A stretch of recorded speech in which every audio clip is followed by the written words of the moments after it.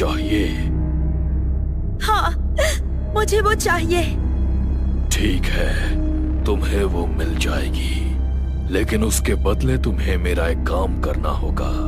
सौदा करना होगा मेरे साथ। सौदे में जो मुझे चाहिए वो तुम मुझे ला कर दोगी, और उसके बदले जो तुम्हें चाहिए वो मैं तुम्हें दूंगा। ठीक है, क्या करना होगा मुझे? बलि चाहिए मुझे मानव की। तुम मेरे लिए एक मानव की बलि दोगी। उसके रक्त से मैं तुम्हारी मनोकामना पूरी करूंगा। जैसे ही तुम अपना सौदा पूरा करोगी, वैसे ही मैं भी अपना सौदा पूरा कर दूंगा। जाओ और मेरे लिए एक बलि लेकर आओ। क्या? मैं ऐसा नहीं कर सकती। मैं अपने फायदे के लिए किसी की जान नहीं लूंगी। मैं जानती हूँ कि ये कहानी मेरे लिए बहुत जरूरी है। इससे मेरी जिंदगी बन सकती है, लेकिन मैं अपनी जिंदगी बनाने के लिए किसी और की जिंदगी तबाह नहीं कर सकती। कुछ नहीं चाहिए मुझे तुमसे। प्लीज चले जाओ यहाँ से।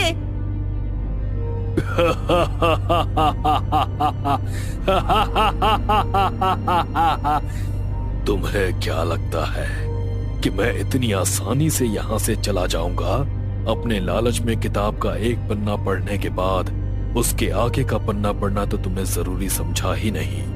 मुझे जो एक बार विधि से अपने पास बुलाता है वो मेरा गुलाम हो जाता है। उसे मेरे साथ सौदा करना ही पड़ता है। मैं तुमसे आखिरी बार पूछ रहा हूँ, तुम मुझे बलि लाकर दोगी या नहीं? एक बात याद रखना, अगर तुमने मुझे बलि लाकर नहीं दी और मेरे सौदे को पूरा नहीं किया तो तुम्हारे साथ जो भी होगा उसकी जिम्मेदार तुम खुद होगी। चाहे जो भी हो, लेकिन मैं किसी की जान नहीं लूंगी। जिज्ञासा की ये बात सुनकर शैतान गुस्से से भर गया। उसने जिज्ञासा को बहुत ही शक्ति के साथ उठाया और सामने वाली दीवार पर दे मारा। जिज्ञासा के सिर से अब खून टपकने लगा था। उसने हल्के से अपनी आंखें खोली तो वो शैतान उसके सामने खड़ा था। शैतान ने जिज्ञासा की आंखों में देखकर कमरे में लगे पंखे की ओर इशारा किया तो जिज्ञासा बिना कुछ सोचे समझे इतनी चोटिल अवस्था में भी उठ खड़ी हुई। उसने अपने दुपट्टे को पंखे में लगाया और फांसी पर झूल गई। तभी अचानक होटल में फायर अलार्म बजने लगा। जिज्ञासा के बगल वाला कमरा ही असिस्टेंट का कमरा था। उसने बहुत देर तक जिज्ञासा का दरवाजा खटखटाया, लेकिन जब उसने दरवाजा नहीं खोला तो उसने दरवाजे को मास्टर की से खोला। सामने देखा तो जिज्ञासा फांसी पर लटकी हुई थी। उसके माथे से खून बह रहा था जो कि उसके बिस्तर पर जाकर गिर रहा था। वो भागकर उसकी ओर गया। उसने उसकी नब्ज को देखा तो वो अभी भी जिंदा थी। वो तुरंत ही उसे वहां से लेकर कुछ लोगों के साथ अस्पताल पहुंचा। एक हफ्ते बाद जिज्ञासा को होश आया। उसकी जान बच गई थी, लेकिन उसे इस बात पर यकीन नहीं हो रहा था। उसके होश में आते ही कास्टिंग डायरेक्टर, असिस्टेंट और टीम के कुछ और लोग उससे मिलने के लिए आए। जिज्ञासा, जब तुम आई थी तब तुम बिल्कुल नॉर्मल थी। अचानक ऐसा क्या हो गया कि तुमने फांसी लगा ली? और तुम्हारे सर पर वो चोट कैसी थी? मैंने खुद से कुछ नहीं किया सर। उस रात आपने मेरे पास जो किताब भेजी थी उसकी वजह से ही मेरे साथ ये सब कुछ हुआ। किताब? कौन सी किताब? मैंने तो तुम्हारे पास कोई किताब नहीं भेजी। क्या? आपके असिस्टेंट विनोद सर ने ही तो मुझे वो किताब दी थी। आपको याद है ना विनोद सर? तुम क्या बोल रही हो जिज्ञासा? मैंने तो तुम्हें कोई भी किताब नहीं दी। आप ये सब क्या बोल रहे हो? अगर आपने मुझे वो किताब नहीं दी तो वो कौन था जो मुझे वो किताब देने आया था? और डायरेक्टर सर ने तो मुझे कॉल भी किया था रात के ठीक 3 बजे। जिज्ञासा की बातें सुनकर सब लोग गंभीर हो गए। एक बार को तो वो लोग मान भी लेते कि ये सब जिज्ञासा का भ्रम है, लेकिन जिज्ञासा के साथ जो हुआ वो नॉर्मल नहीं था।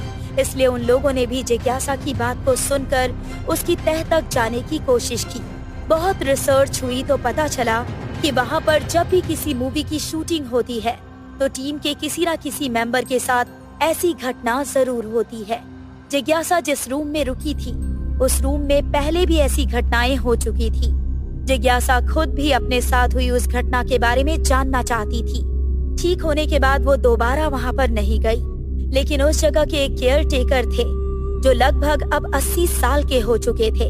जिज्ञासा ने किसी तरह उनका पता लगाया और उनसे मिलने पहुंची, तो उसने उस रात अपने साथ घटी हर एक बात उन्हें बताई।